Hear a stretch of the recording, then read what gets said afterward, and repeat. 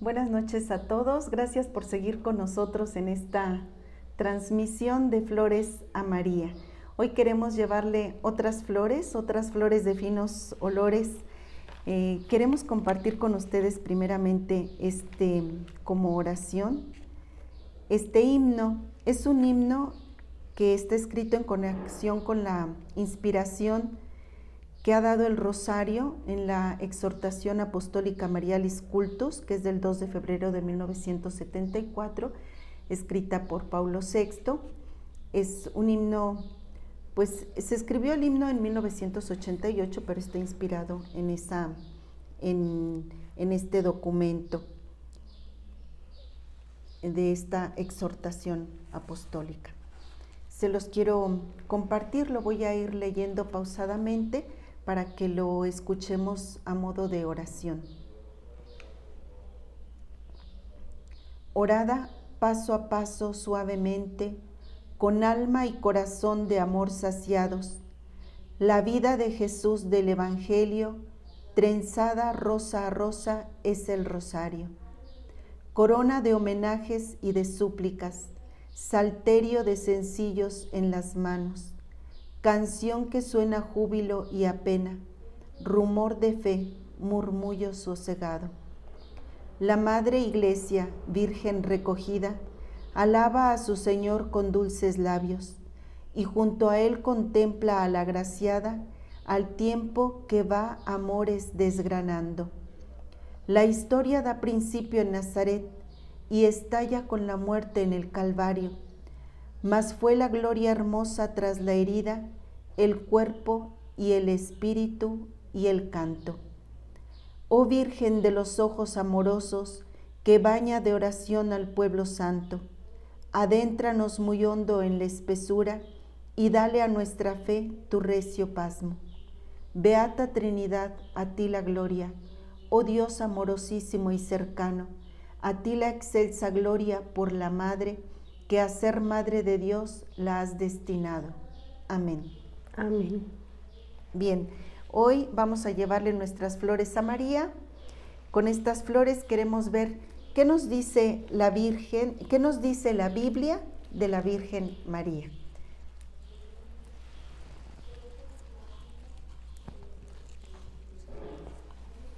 Se conservan muy bien las de ayer todavía. Sí. Bueno, ahí van nuestras florecitas a María. Con ellas queremos decirle o compartir con ustedes qué dice la Sagrada Escritura acerca de la Virgen María. Bueno, aquí tenemos nuestra Sagrada Escritura. Pues nosotros sabemos que de la Virgen no se habla muchísimo en la Sagrada Escritura, sin embargo, ya desde los inicios, ¿verdad? Tenemos textos que nos hablan de la Virgen María. Por ejemplo, aquí iniciando en el Génesis.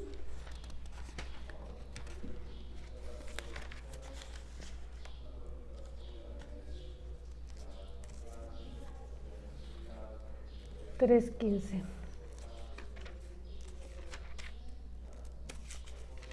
En el Génesis 3, versículo 15, encontramos un texto muy interesante. Cuando después de la sentencia de Dios sobre Adán y Eva que caen en la tentación, después de la tentación y la caída, dice Dios: haré que haya enemistad, le dice a la serpiente, haré que haya enemistad entre ti y la mujer, entre tu descendencia y la suya. Ella te pisará la cabeza mientras tú herirás su talón. A la mujer le dijo: multiplicaré tus sufrimientos en los embarazos y darás a luz a tus hijos con dolor. Siempre te hará falta un hombre y él te dominará. Bueno, yo quisiera que nos quedáramos nada más en el versículo 15. Haré que haya enemistad entre ti y la mujer, entre tu descendencia y la suya. Ella, o sea, la descendencia de la mujer, te pisará la cabeza, mientras tú herirás su talón, el talón de la mujer. Es un texto muy, muy interesante este de Génesis, Génesis 3, versículo 15, porque aquí vemos ya desde el inicio de la creación que Dios no nos quiere dejar solos, que Dios nos manda esa ayuda que Él quiere darnos desde el inicio de la creación. ¿De qué nos va hablando en la creación? La Sagrada Escritura nos dice un texto de un documento eclesial divino Aflante Spiritus que habla sobre la Sagrada Escritura. La Sagrada Escritura nos habla siempre de la verdad. Y así como el Hijo de Dios se hizo en todo semejante al humano lenguaje, así así como el Hijo de Dios se hizo en todo semejante al hombre, excepto en el pecado, así la palabra de Dios se hizo en todo semejante al lenguaje humano, excepto en el error. Bueno, esto está en el documento divino Aflante Spiritus. Después ustedes lo pueden buscar en internet para indagar un poquito más sobre la Sagrada Escritura. Es un documento que habla de la Sagrada Escritura muy, muy profundo y muy interesante. Bueno, la vida de María, pues es una vida muy oculta. Y aquí en este texto de Génesis 3, dirigiéndose a la serpiente, pues Dios nos hace ver que no nos va a dejar solos, que Él se preocupa por nosotros aún después de que los primeros padres han caído en la tentación. El Señor los reprende. ¿Por qué has hecho esto? Por eso te va a pasar esto otro. ¿Por qué has hecho esto? El Señor los reprende, pero no los deja solos, no los abandona a su suerte, sino que les promete redención. Y ya desde aquí, desde el inicio de la Biblia hasta el final, vamos a darnos cuenta que hay una presencia aún sencilla, aún como oculta, una presencia de la Virgen María, lo que llaman, por ejemplo, tipo, o sea, esto es tipo de María, o sí, como decías, una forma, una visión oculta de la Virgen María, una presencia ahí que nos va hablando de María, que nos va anunciando a María de alguna forma. Esa mujer cuyo fruto te aplastará, ¿verdad? Aplastará la serpiente. Y la serpiente herirá el talón. Entonces sí, vemos una lucha entre la serpiente y la mujer, y la vamos a ver desde el Génesis hasta el Apocalipsis también, esa lucha entre la mujer y la serpiente. Pero vemos esa presencia de María, cuyo fruto, el fruto que da el fruto de su vientre, será el que aplastará a la serpiente. Entonces, esto ya lo vemos desde ahí, desde Génesis. Sí, hermana, ayer contemplábamos la parte de la importancia de venerar a la Virgen María, y ahorita frente a este texto del Génesis, pues nosotros podemos todavía como que reafirmar esta importancia, porque en este pasaje del Génesis como que nos viene a decir toda la autoridad que Dios le entrega a la figura de María, haciéndola como una nueva Eva, porque pues vamos a decir que Eva se equivoca y Dios no le deja en su error, sino que manda, llama y encuentra en la Virgen María una respuesta precisamente de lo que usted nos compartía, una respuesta de redención, o sea, de hacerse partícipe de este proceso de misericordia que Dios quiere tener para su pueblo desde las primeras páginas de la Sagrada Escritura, como es el libro con el que iniciamos, el libro del Génesis. Cuánta autoridad le da y cómo vamos a encontrar, como ya bien nos lo decía, bien perfilado y a la vez como entreoculto, la presencia de la Virgen María a lo largo de todo el caminar del pueblo de Israel, de todo el caminar del pueblo de Dios, hasta encontrarnos con el Apocalipsis, donde volvemos a encontrar esa lucha que tiene vamos a decir, o vamos a pensar, esa lucha que tiene el pueblo, pero que está avalada el triunfo por la Virgen María, coronada de estrellas, con la luna bajo sus pies, con ciertos signos que después vamos a encontrar también en otro tema que vamos a abordar, pero que de alguna forma nos dice cómo ella está resguardada o está, ¿cómo se podría decir? Como protegida autorizada por Dios para esta misión tan importante.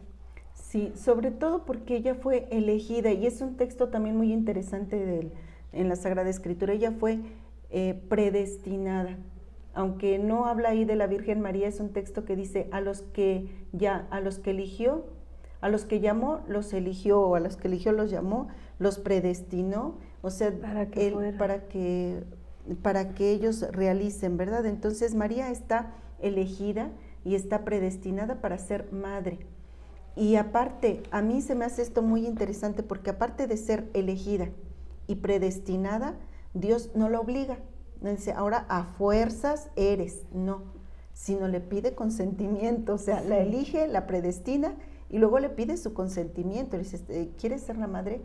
Y le manda al ángel a pedirle. Y ella le expresa, aparte, la Virgen María no se guarda, no se queda calladita frente a lo que le están pidiendo, sino que ella expresa lo que puede ser como algo que no favorece o que no se logra llevar al entendimiento total de lo que le está pidiendo, ¿no? ¿Cómo podrá hacer esto? No le dice que no, pero sí le cuestiona, o sea, ¿cómo podrá hacer esto?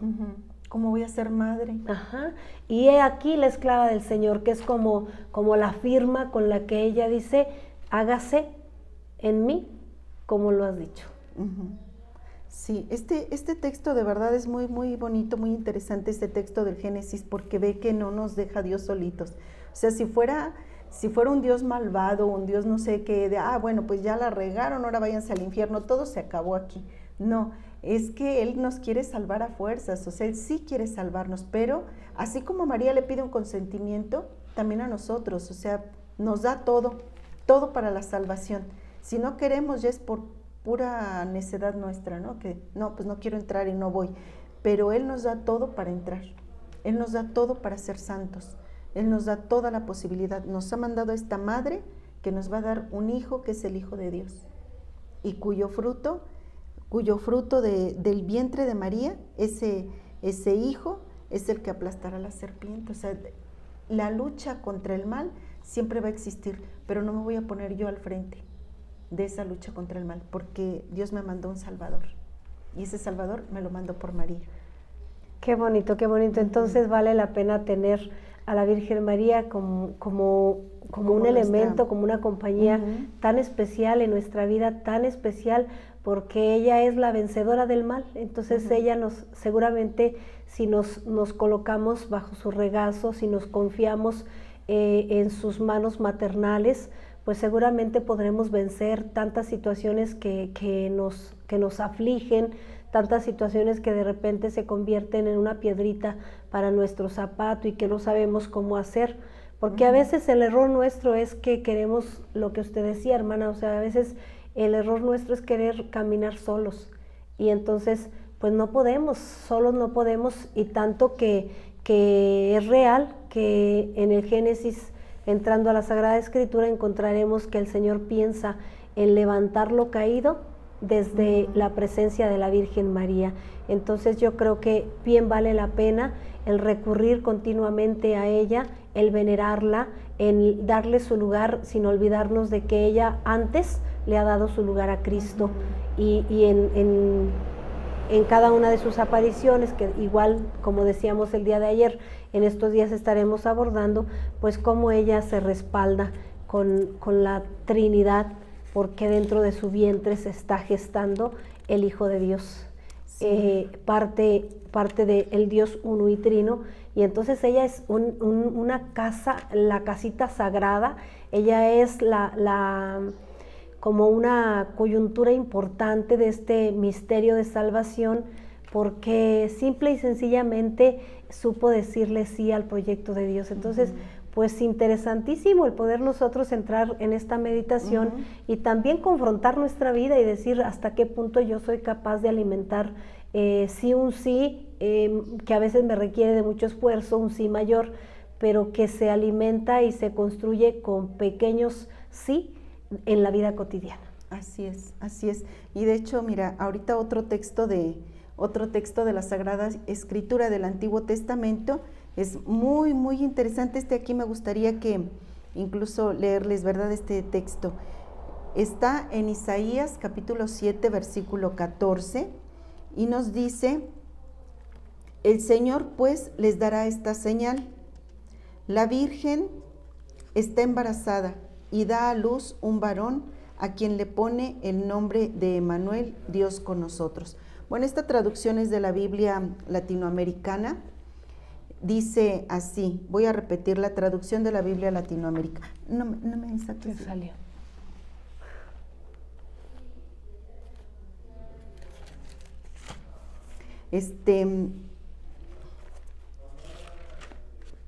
Bueno, en este texto, el Señor pues les dará esta señal: la joven está embarazada y da a luz un varón, a quien le pone el nombre de Emmanuel, Dios con nosotros. Bien, esta es una traducción, les digo, de la Biblia latinoamericana. En otras traducciones dice: el Señor les dará esta señal: la Virgen está encinta y dará a luz a un varón, a quien le pondrán el nombre de Emmanuel. Este texto nos habla el profeta está hablando del rey Acaz, y que el Señor mismo le va a dar una señal, y esta señal es para ver que el reino está amenazado en medio de una falta de fe de Acaz, de su sentido de derrota. Y entonces la palabra de Isaías llega haciendo una promesa. Pero esto está hablando de una situación histórica de mucho tiempo antes de que naciera Jesús. A mí lo que me parece interesante de este texto es que nos habla de una palabra virgen. Entonces, esta palabra virgen es una palabra que se puede traducir de distintas maneras. Por eso en otros textos dice diferente. Aquí en la latinoamericana dice: la joven está embarazada y dará a luz. En otros textos dice la doncella. Entonces, esa palabra joven o doncella, esa palabra se podía utilizar también a las jóvenes que no han tenido todavía relaciones con ningún varón, o sea, que no están casadas, que no están comprometidas. Y entonces se puede usar la palabra virgen, pero para la palabra virgen hay otra palabra específica en el texto hebreo en que está escrito este libro. Pero cuando lo toma el evangelista Mateo, en el capítulo 1, en el versículo 22, me parece que es 22, dice, no es en el 23, bueno, desde el 22 les voy a decir, dice Mateo: todo esto sucedió para que se cumpliera lo que había dicho el Señor por boca del profeta: la Virgen concebirá y dará a luz un hijo, y le pondrán por nombre Emmanuel, que significa Dios con nosotros. O sea, aquí Mateo toma Isaías 7:14 para hablar de Jesús. Y eso es lo que me parece a mí bien interesante, por eso andaba buscando este texto. ¿Por qué? Porque Isaías no sabe, no conoce cómo va a llegar el Salvador del mundo, el Mesías. Él aquí está hablando de una situación de Acaz, y está hablando de una situación política en ese momento del pueblo. Él no conoce cómo va a llegar Jesús. Y él no está hablando del Mesías, está hablando de un Salvador para ese momento histórico que está sucediendo en este momento en el Antiguo Testamento. Él no sabe qué está pasando acá en Mateo. Mateo ve un poquito desde más arriba. A mí se me figura como cuando nosotros tenemos una visión panorámica, ¿no? Si nosotros vemos por una ventana lo que alcanzamos a ver aquí, pues ahí vemos el pastito, vemos no sé qué, lo que alcanzamos a ver por esa ventana. Pero si me subo al techo de la casa, veo más amplio y digo: ay, mira, pues eso está porque allá está este árbol, porque allá pasó una carretera, porque veo desde más arriba. Y a mí se me figura un poquito así, este texto se me hace súper interesante, porque veo a un Isaías que ve desde la ventana y a un Mateo que ve desde arriba del techo. Y entonces Mateo, que ve desde arriba, dice: aquí está el texto. Porque cuando Isaías está hablando de una doncella o de una joven, cuando Mateo lo toma, dice, la Virgen concebirá y dará a luz un hijo. Entonces, ya no usa la palabra doncella. Ni una, es la. La Virgen concebirá y dará a luz. O sea, eso es lo que me parece a mí interesantísimo de este texto de Isaías 7:14, y es fácil de aprenderlo porque 7 y el doble del 14, ¿verdad? Isaías 7:14, me parece un texto interesantísimo, y después ustedes léanlo con Mateo 1:22 y van a ver cómo Mateo, que ve desde arriba del techo, dice, no, pues no es una doncella, es la Virgen, y la Virgen concebirá y dará a luz un hijo. Y el nombre de Manuel también es interesante porque Manuel significa Dios con nosotros. Entonces dará a luz un hijo y le pone el nombre de Emanuel, la doncella de 7:14. Y cuando lo toma Mateo, nos hace hincapié en ese Emanuel, que significa Dios con nosotros. Ese es un texto muy, muy interesante. Y en el texto de Miqueas, en Miqueas 5, del 2 al 3, nos dice, por eso, si Yahvé los abandona, es solo por un tiempo, hasta que aquella que debe dar a luz tenga su hijo. Entonces el resto de sus hermanos volverá a Israel. Él se mantendrá a pie firme y guiará a su rebaño con autoridad de Yahvé para gloria del nombre de Dios. Vivirán seguros, pues su poder llegará hasta los confines de la tierra. Él mismo será su paz. Pero aquí en el versículo 1 del capítulo 5 empieza diciendo, y tú, Belén, tierra de Efratá, la más pequeña entre todos los clanes de Judá, de ti saldrá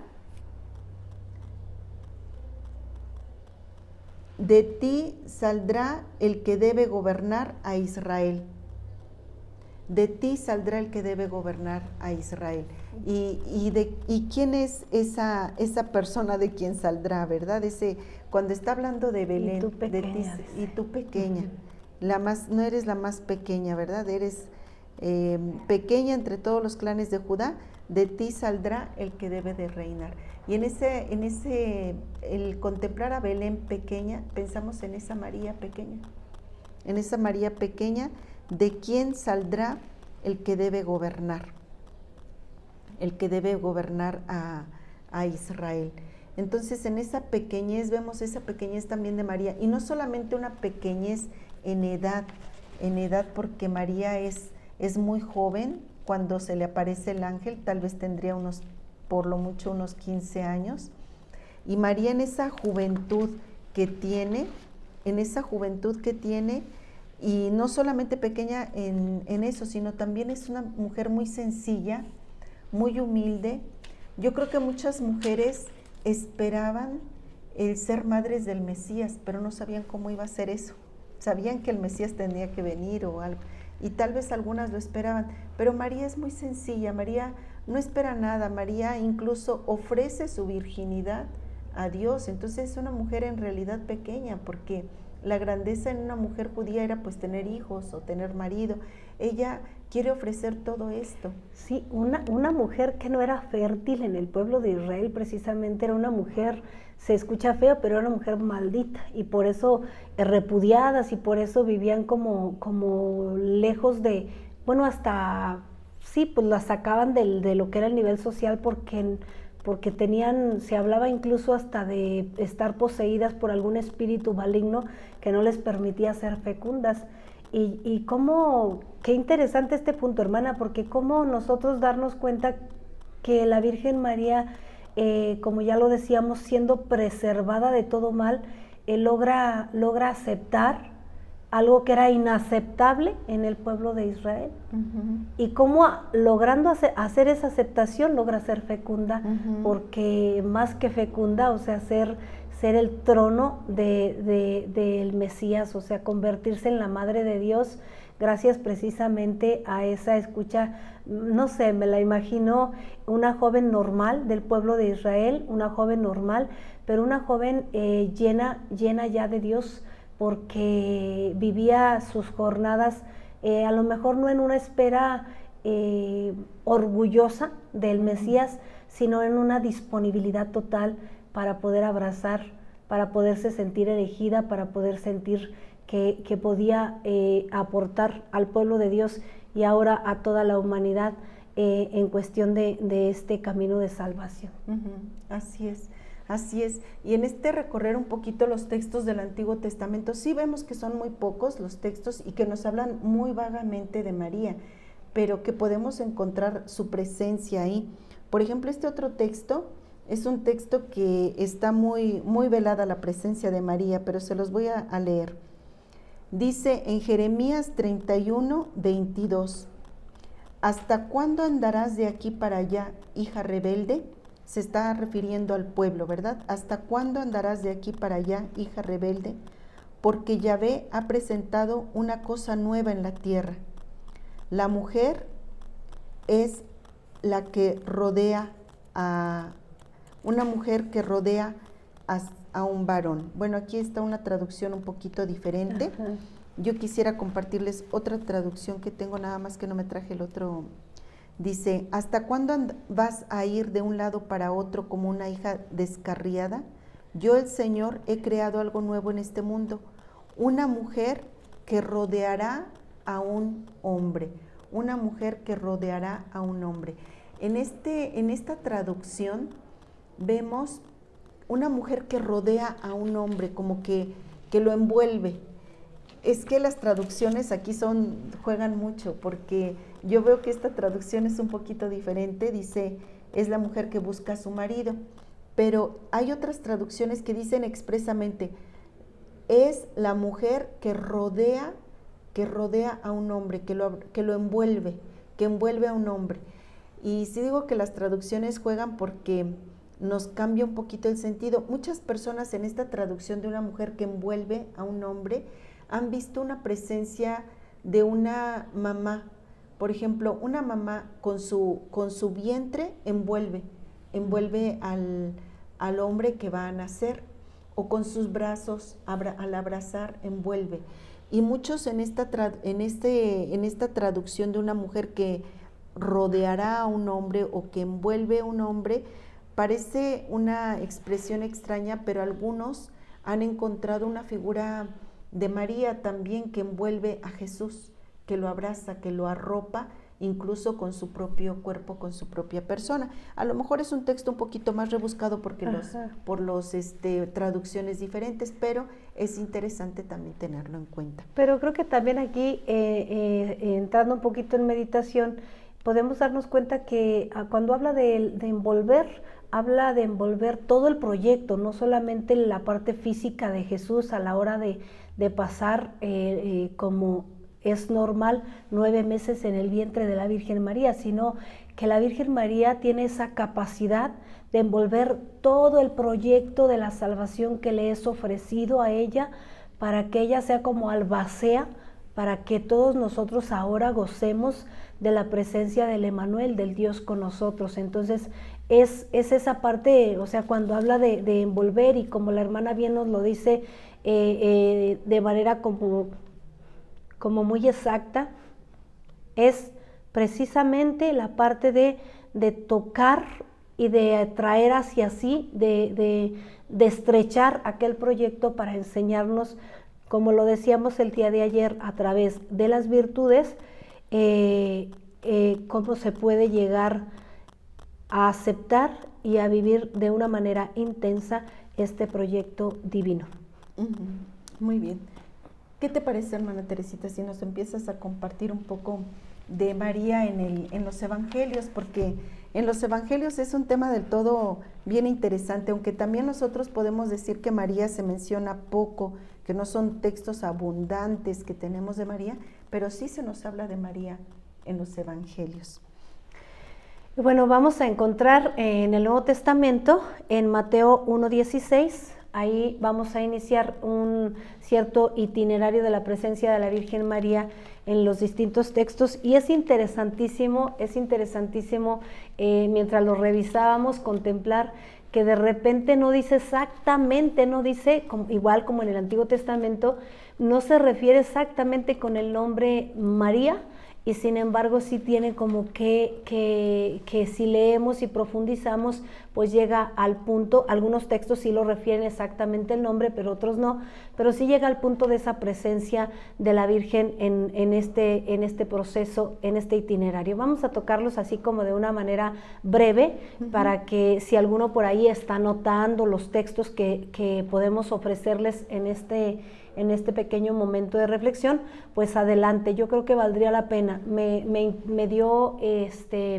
esperanza, me dio gusto el descubrir que de repente un texto del Antiguo Testamento se convierte como en un canal para adentrarte en el Nuevo Testamento, refiriéndonos exactamente al mismo tema, la presencia de la Virgen María, la presencia del Mesías anunciado en el Antiguo Testamento y hecho carne y hecho visible en el Nuevo Testamento, y prolongando esta parte interesante de la vida de Cristo y de la presencia de la Virgen María hasta nuestros días, porque hoy nos encontramos aquí meditando precisamente esta experiencia mariana, esta experiencia y este proceso de compañía espiritual, de compañía en sus virtudes de la Virgen María. Entonces, pues bueno, encontraremos ahí en lo que es Mateo 1:16 la genealogía, o sea, la parte donde se anuncia toda la descendencia de Cristo, pero precisamente sale ahí hasta nacer de la Virgen María, o sea, el nacimiento de Cristo teniendo como madre a la Virgen María. Entonces, sí, es interesante, y sería bonito también que de repente nosotros pudiéramos hacer hincapié a nuestros descendientes, o sea, cómo se ha ido llevando nuestra genealogía hasta nuestros días, para que Dios contemplara nuestra propia vida, nuestra propia existencia como un proyecto de salvación también. Sí, en toda esa genealogía de Jesús, como nos dices, los ascendentes y descendientes también, ¿verdad? Porque Jesús no tiene descendientes, somos todos nosotros, pero en su ascendencia, digamos, en toda su genealogía, vemos algo bien interesante. Va mostrándonos el Evangelio de Mateo, este nació de este nació de este, pero al final nos dice que Jesús nace de María, esposa de José. O sea, José es el de la descendencia, ¿verdad? El que vienen, todos sus ascendentes ahí vienen, porque él pertenece a la familia de David. Entonces dice, con el cual se casó María, de la que nació Jesús, ¿verdad? Y nos hace ver esa importancia ahí del matrimonio de María y José, y cómo Jesús pertenece a esa descendencia de José. Y aquí hay un dato también que a mí de alguna forma me llama la atención, y es esto, que María tenía un proyecto, era desposarse con José. Y cómo de repente José, que no estamos hablando como tal de él, pero sin embargo José tiene como la duda de aceptarla como su esposa, contemplando toda la situación que está pasando, y aun cuando los evangelios nos van a decir que José pensaba en repudiarla en secreto. ¿Por qué? Porque la quería. Y yo creo que aquí podemos contemplar cómo el Señor le pide a la Virgen María un proyecto muy grande, pero también le concede llevar adelante sus proyectos, porque visita el ángel a José y le dice, recíbela. Y entonces María, vamos a encontrar en el siguiente texto, Mateo 1:18-23, el desposorio. O sea, vamos a encontrar la parte donde nos dice 18, este fue el principio de Jesucristo. María, su madre, estaba comprometida con José, pero antes de que vivieran juntos, quedó embarazada por obra del Espíritu Santo. Entonces, aquí lo que decíamos hace un momento, o sea, en cuántos peligros se pone la Virgen María por abrazar un proyecto, pero como más adelante nosotros vamos a entender que a pesar de todo lo complejo que pudo ser el aceptar el proyecto de Dios, cómo Dios está atrás de todo este proyecto, protegiendo y llevando a buen término cada uno de los acontecimientos. ¿Qué te parece, hermana Teresita, si nos dijeras nada más las citas y de qué trata cada una de ellas, así como brevemente, ¿verdad? En tal lugar está de acuerdo. como sí, porque que, son varias citas en el Nuevo porque son Testamento varias, y la y verdad es que algunas es lo mismo, pronto ¿verdad? se nos va el ratito de esta noche y sí será interesante que puedan incluso algunos de ustedes, los que quieran, pues tomar Las citas. las notas de estas citas y por qué no, pues en otro momento poder hacer una buena reflexión sobre ese itinerario, sobre esa presencia continua de la Virgen María dentro de la Sagrada Escritura. Vamos a encontrar pues Mateo 2, 1, 12. Ya las encontré.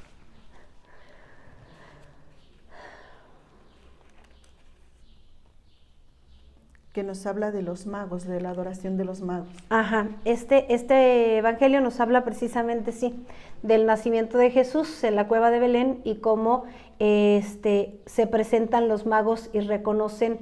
Miren, aquí en el reconocimiento que hacen los magos sobre el niño Jesús como un rey, pues están reconociendo que un rey nace de una reina. Entonces hay un reconocimiento también para la Madre de Dios.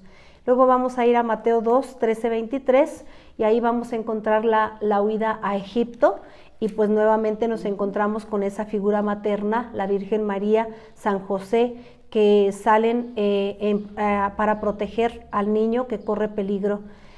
Vamos a ir a Mateo 12, 46, 50. Es aquel evangelio donde nos habla de repente está Jesús predicando y llegan y le dicen, allá afuera está tu madre y tus hermanos y te andan buscando. Y aquí lo interesante y que entrábamos nosotros en algún diálogo en el momento de preparar este tema era cómo no dice allá está, no reconoce como tal a María, Jesús en su respuesta, porque dice, ¿quiénes son mi madre y mis hermanos? Los que cumplen la voluntad de Dios. Entonces, no dice María, pero ¿quién es la cumplidora fiel de la voluntad de Dios? María. Entonces aquí la volvemos a encontrar. Y ese texto está también en otros evangelios, ¿verdad? ¿Quién Sí. ¿Quién es mi madre y quiénes son mis hermanos? Se repite, ahorita los vamos que a cumplen encontrar. la voluntad de Dios. Que se repite en los sinópticos y ahí vamos a encontrar nuevamente este texto. Mateo 13, 54, 57, cuando pues hay aquí el reconocimiento también de la presencia de la Virgen María, cuando dicen, bueno, y que no es hijo del carpintero, de María y del carpintero, cuando lo escuchan predicar y entran como en esa confusión. ¿Cómo puede ser que no es María su madre, no es José no es el hijo del carpintero? Sí. Sí. Y luego vamos a ir a Marcos, vamos a pasar a Marcos 3, 31, 35 y nuevamente nos encontramos la repetición del texto que ya decíamos de Mateo 12, 46, 50, que es cuando Jesús reconoce que los que cumplen la voluntad de Dios son su madre y sus hermanos. Y luego encontramos nuevamente, encontramos a Marcos 6, 1, 3, otra vez se repite, fíjense, aquí se repite.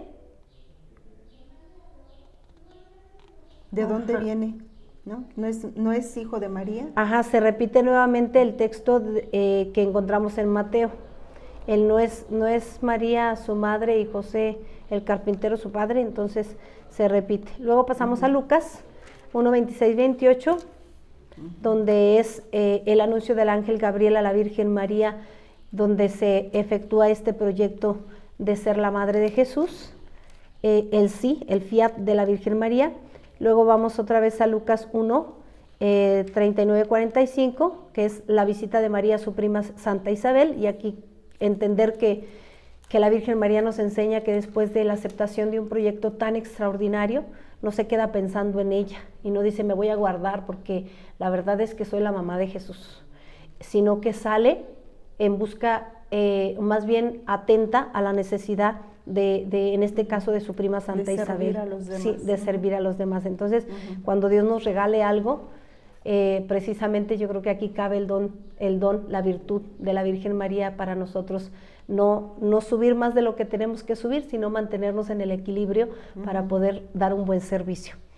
Luego vamos a Lucas 1, 46, 55, donde nos habla sobre el Magnífica, Lucas 2, 1, 7, donde nos narra el nacimiento del niño Jesús, y pues ahí, sea en el Magnífica como en el nacimiento del niño Jesús, pues sin duda está la presencia de la Virgen María en el Magnífica, como en el reconocimiento de toda la presencia de Dios en ella, y de cómo su disponibilidad para aceptar este proyecto, y luego en el nacimiento como el cumplimiento de esa promesa que Dios le hace a ella y en ella a nosotros.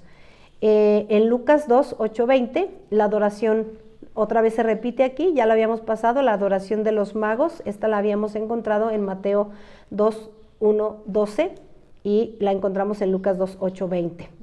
Luego en Lucas 2, 22, 40, la presentación del niño Jesús al templo, que también ahí la Virgen María recibe un anuncio de parte de Simeón, que una espada atravesará su corazón. Y nos decía la hermana, me parece que fue el día de ayer o al inicio de hoy, cómo nuestra diócesis de Querétaro está precisamente bajo la protección de la advocación de la Virgen de los Dolores. Una espada atravesará tu corazón.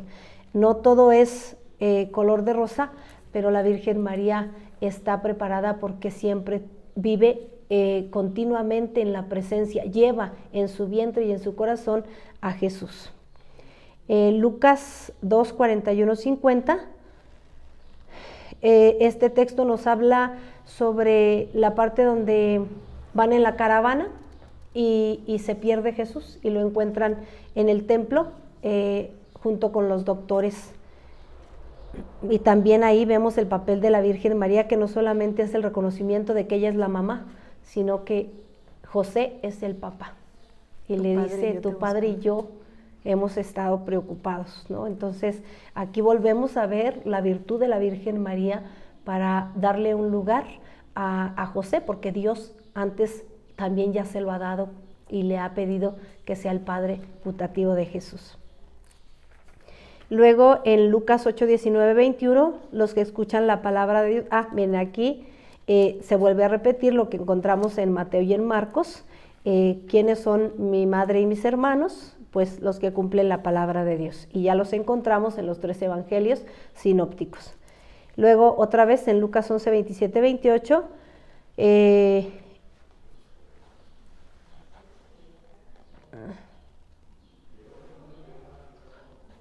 es el mismo.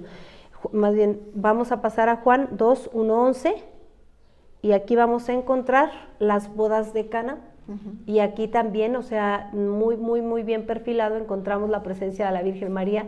Y aquí también, mientras preparábamos, hacíamos el comentario de decir, cómo la Virgen María no dijo, ¿saben qué? Llenen los tinajos, las tinajas, acomoden esto, acomoden el otro, y ahorita yo mando a Jesús a que arregle esto, ¿no?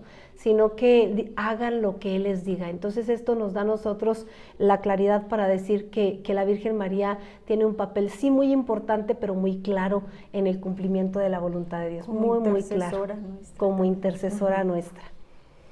Y Juan 19, 25, 19, del 25 al 27, al pie de la cruz, la Virgen María al pie de la cruz.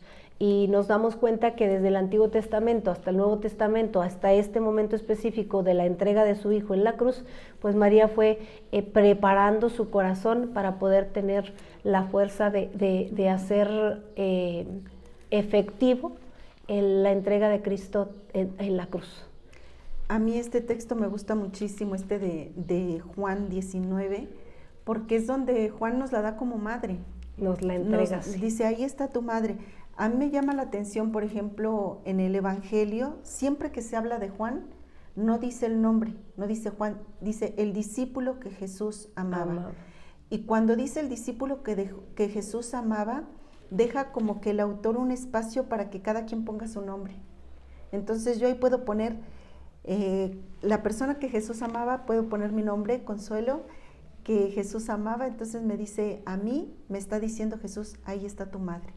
Y a María, ahí está tu hija. Y ese dato interesante, ¿no? De decir, y ese discípulo amado se la llevó a vivir con él. Entonces también nosotros podemos hacer esa experiencia de llevar a vivir a la Virgen María a nuestros hogares.